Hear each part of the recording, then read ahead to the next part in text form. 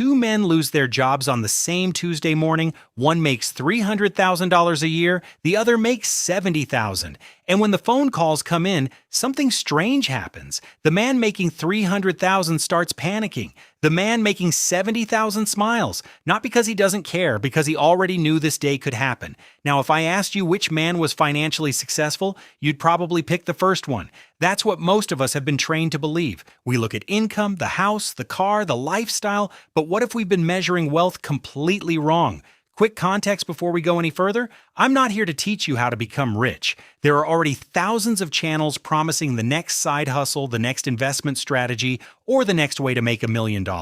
That's not what this is about. I'm much more interested in a different question. Why do some people feel financially free long before they become wealthy, while others keep making more money and somehow feel trapped? Because once you understand that difference, you stop chasing money for its own sake. You start understanding what money is actually supposed to do. And that's exactly what happened to a man we'll call Michael. Michael doesn't look wealthy. He drives an old car, he lives in a modest house, his friends are earning more, buying bigger houses, and taking bigger risks. Michael seems almost boring, but when his company starts cutting jobs, that boring way of living suddenly looks very different.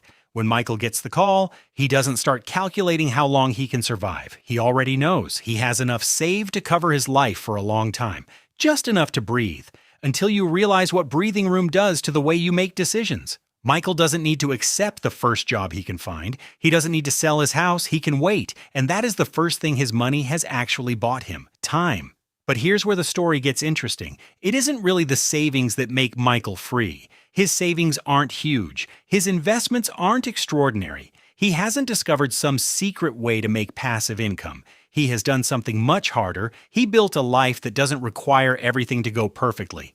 A car breaks down, a job disappears, a business fails, the market drops, and suddenly, the person who looked wealthy on paper is forced into decisions they never wanted to make. Michael planned for that possibility, not perfectly, just enough.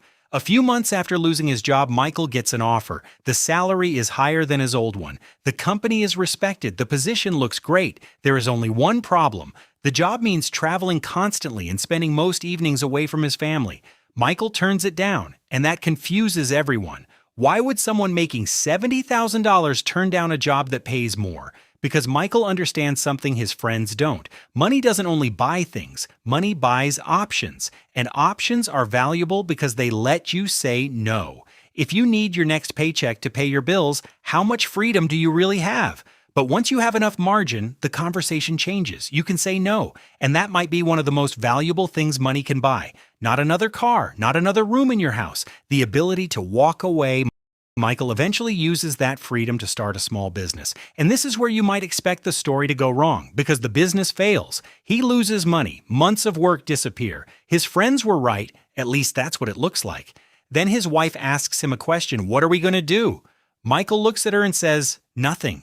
She thinks he's joking. He isn't, because the business failing hasn't changed their lives. They still have a roof. They still have food. They still have savings. They still have time.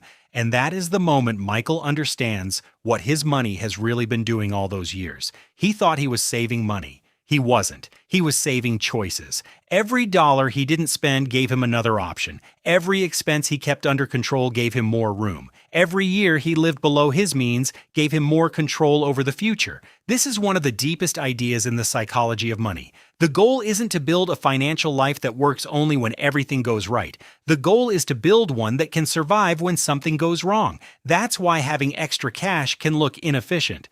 When everything is going perfectly, money sitting in an account feels like wasted potential. You could invest it, spend it, upgrade your lifestyle, but then something goes wrong, and suddenly that boring money becomes incredibly valuable because it buys you time. That's what Michael was really buying, not wealth, room. And room creates freedom. But there is still one problem. Michael has escaped one trap. He can say no. He can wait. He can survive a bad year, but he still has the temptation that gets almost everyone eventually: more. Because no matter how much money you have, there is always someone with more.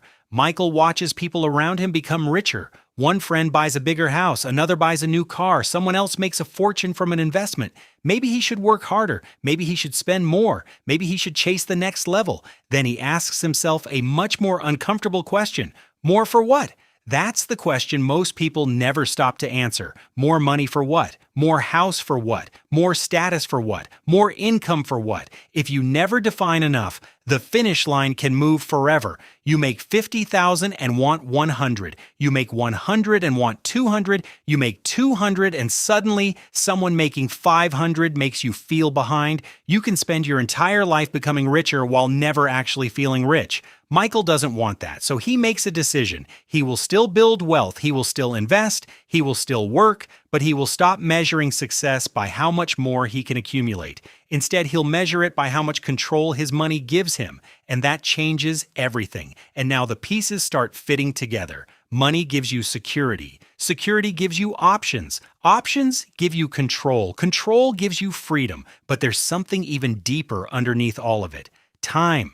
Michael eventually realizes that the real prize isn't becoming rich, it's becoming harder to control with money. He can leave, he can wait, he can say no, he can take a different path, he can spend an afternoon with his daughter without feeling guilty about what he isn't earning. And suddenly, the old car doesn't matter, the small house doesn't matter, the fact that someone else earns more doesn't matter, because Michael has something that can't be easily seen from the outside. He has control over what happens next, and that's where the story turns. Michael thought he had spent years building wealth, but he hadn't. He had been buying freedom one decision at a time. The money wasn't the final product, the choices were, and eventually, he reached a point where money stopped telling him what to do. That is financial freedom. Not having enough money to buy everything you want. Having enough freedom that you don't need to. Because being rich and being free are not the same thing. Being rich means having more resources. Being free means those resources give you control over your time, your decisions, and your future.